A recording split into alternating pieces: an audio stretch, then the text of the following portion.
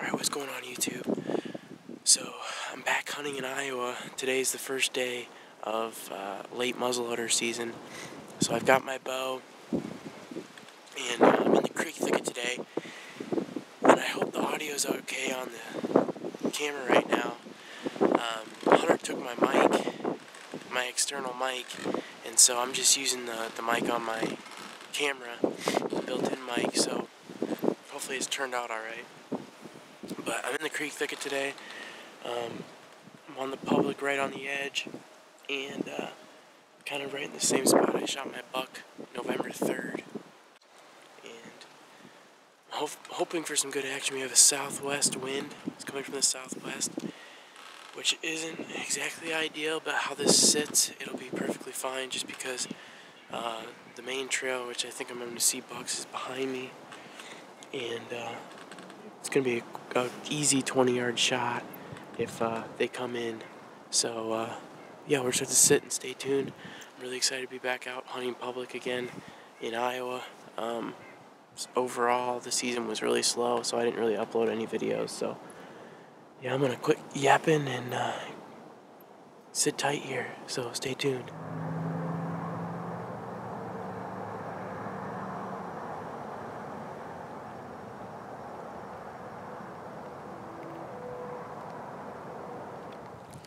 Well, it looks like I'm going to climb down early. I saw this one doe behind me. And I probably only have like a solid 20 minutes of shooting light at most, not even. But I reached down to my release, and a little bit earlier I heard something fall. And I already dropped my face mask. I just have a really tough time keeping stuff up in the stand this year, but I just literally looked down at my release because I was feeling for it. Oop, and my darn trigger fell off my release. So I'm gonna get down as fast as I can and try to look for this thing, but that sucks. So hopefully I can find it. If not, I'm gonna have to order the piece for it. Can't believe it fell off, but you see that? It'd be pretty hard to shoot a deer without the trigger, so that's a shame. Oh well. I'm gonna quit yapping, so that's gonna wrap up the video. So we'll catch you in the next one. I gotta go see if I can find this piece.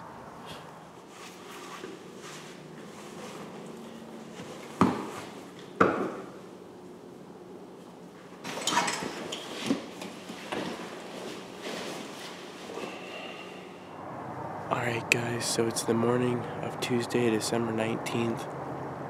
As you guys can tell, I'm obviously back out hunting again. And last night I had to get down early because the trigger fell off my release onto the ground here. And so I left the stand hoping we had a spare back at the house, and we did. So as you can tell, I've got another trigger back on this thing. And when we found it, this time we put some Loctite on it and screwed it back in to try to prevent this from happening again. So hopefully it doesn't happen again. But oh, there's a turkey that just flew down. But I'm gonna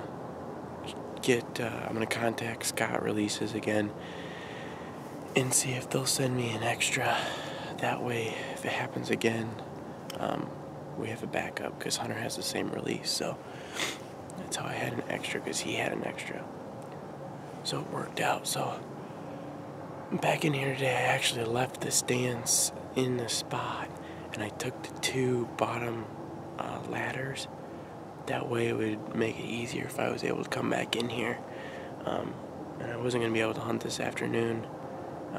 We have family obligations, so I came back in here this morning to see what this spot would be like in the morning, but I don't have too high of expectations. I just don't know really what these deer can be feeding on.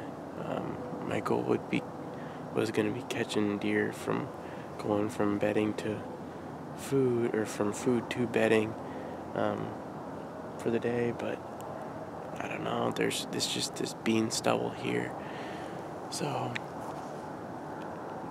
I don't know how much a deer's really going to want to come feed on this bean stubble that's been laying down for over a month, so worth a shot. I tried to take a time lapse with the video camera, so we'll see how that turned out. Yeah, we're just gonna sit tight and see what happens.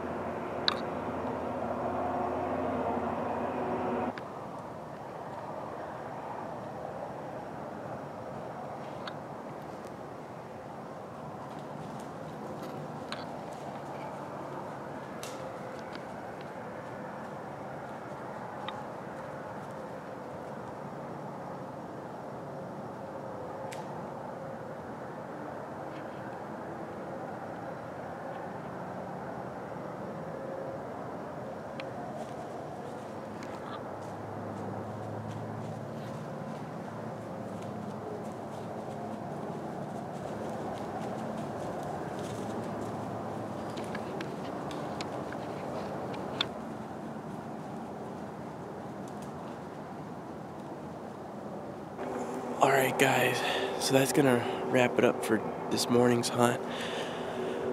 I'm actually sort of surprised that I saw that doe and 2 fawns. I had those turkeys out in the field, and then those deer came from where I think more bedding is occurring after the shotgun seasons, just because people can't access it. So they kind of came up and they were looking out in the field, and they kind of got skittish or something. I don't know what was going on, but they ran back from where they came from.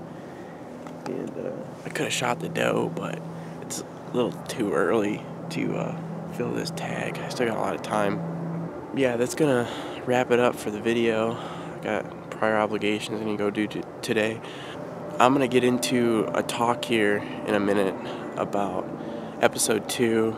Kind of got deleted.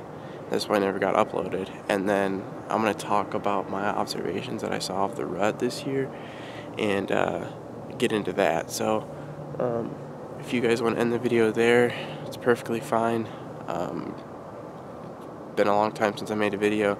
So yeah, I won't be making a video probably again until after Christmas.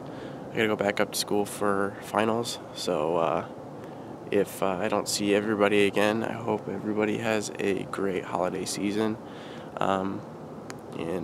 Yeah, hopefully if Santa shows up, he brings you some big bucks under your tree. So yeah, thanks for watching, guys, and I'll catch you in the next one. Alright, so it's been an awfully good amount of time again since I checked in. It's been raining off and on. It's been raining off and on here.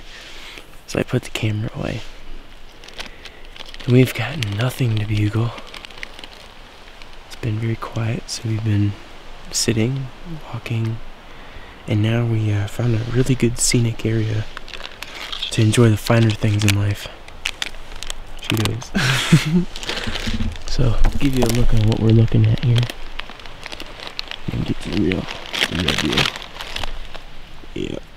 So, episode 2 of the elk hunt actually got deleted. Not the full final video, the footage that I was going to use for it. The footage wasn't that great, to be perfectly honest.